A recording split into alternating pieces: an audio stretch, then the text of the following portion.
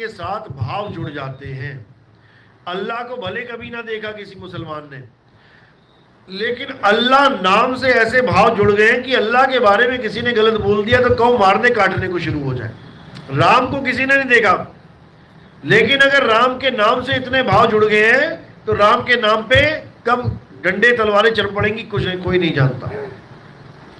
इसी प्रकार भगवानों के नाम पर इतनी आस्था जुड़ चुकी है कि अब हमें भगवान भी नहीं चाहिए। अगर कोई कहे भगवान का नाम चाहिए, भगवान चाहिए, तो हमें कहने में संकोच भी नहीं आता है। कई बार लोग कहते हैं अरे जाने दे, हमें नहीं चाहिए तत्व ज्ञान, हमें नाम में ही संतुष्ट रहने दे। अगर किसी को कहो कि ये नाम छोड़ना पड़ेगा तब भगवान मिलेगा, तो कहते हैं हमें ऐसा भगवान नहीं चाहिए जो नाम छोड़ने पे मिले। बताओ, मतलब कि इतना बुरा हाल हो चुका है, इतनी बुद्धि भ्रष्ट हो चुकी है कि हम किसी को कह रहे हैं कि पानी का नाम छोड़ दे तो पानी मिलेगा, कहता है प्यासा मर जाऊंगा लेकिन पानी पानी जपना नहीं छोड़ूंगा। मर जा, फिर मर जा प्यासा।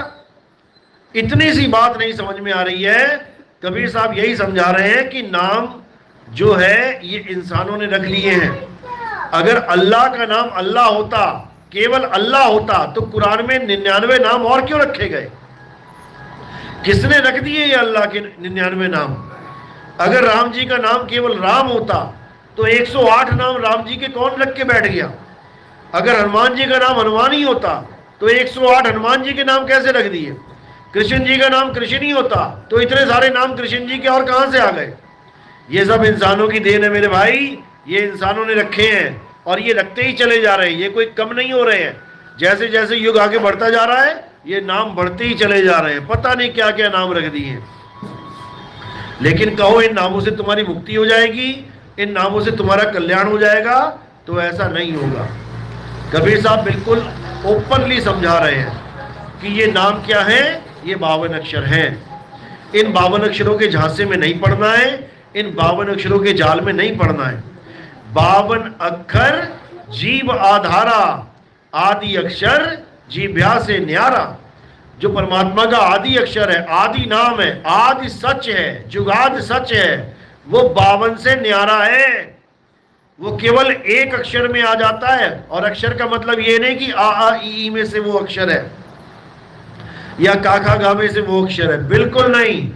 वो आदि अक्षर क्या है? अक्षर का मतलब होता है अविनाशी, यानी 52 अक्षर खिर जाएंगे इसलिए नाशवान है, और वो अविनाशी कभी खिरेगा नहीं इसलिए वो आदि है, सत्य है। तो कबीर साहब गुरु ग्रंथ साहब में अंग नंबर 340 पे समझा रहे हैं, 52 अक्षर लोक त्रय, सब कुछ इन्हीं माही, और ये आखर खिर जाएंगे वो आखर इनमें नहीं। यानी वो आदि अक्षर, वो परमात्मा का सच्चा नाम इन 52 अक्षरों में नहीं आता। 52 अक्षरों में आने वाले सारे नाम ये खिर जाएंगे, खत्म हो जाएंगे, लेकिन जो आदि नाम है वो कभी खत्म नहीं होगा। उसी का भेद जानना है बस। उसी का भेद बताने के लिए कबीर साहब इस संसार में आते हैं, इस जगत में आते हैं, अन्यथा उन्हें आने की कोई जरूरत ही नहीं है। अगर कहो कि कबीर साहब नाम जपवाने आते हैं तो बिल्कुल नहीं। कबीर साहब के आने से पहले राम जी का नाम चल रहा था, कबीर साहब के आने से पहले कृष्ण जी का नाम चल रहा था, कबीर साहब के आने से पहले भगवानों के बहुत सारे मंत्र चल रहे थे, बहुत सारे नाम चल रहे थे, अल्लाह भी चल रहा था।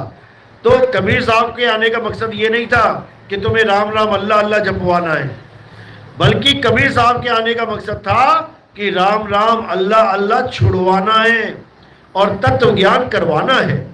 यानी अल्लाह कहते किसे हैं, अल्लाह विराजमान कहाँ है उसको जानो, अल्लाह से कनेक्ट कैसे होना है उसको जानो। बाबा आदम अल्लाह के साथ बात करे, बाबा मूसा अल्लाह के साथ बात किए, हम अल्लाह के साथ बात क्यों नहीं कर पा रहे हैं? हमें ये जानना पड़ेगा। नबियों ने अल्लाह से बातें करी, हम क्यों नहीं कर पा रहे? क्या कमी रह गई है? हमें ये जानना पड़ेगा। हम भगवान से बात क्यों नहीं कर पा रहे हैं? नानक साहब, रविदास जी महाराज, सबने परमात्मा से बात करी, परमात्मा से मिले, परमात्मा का बोध किया।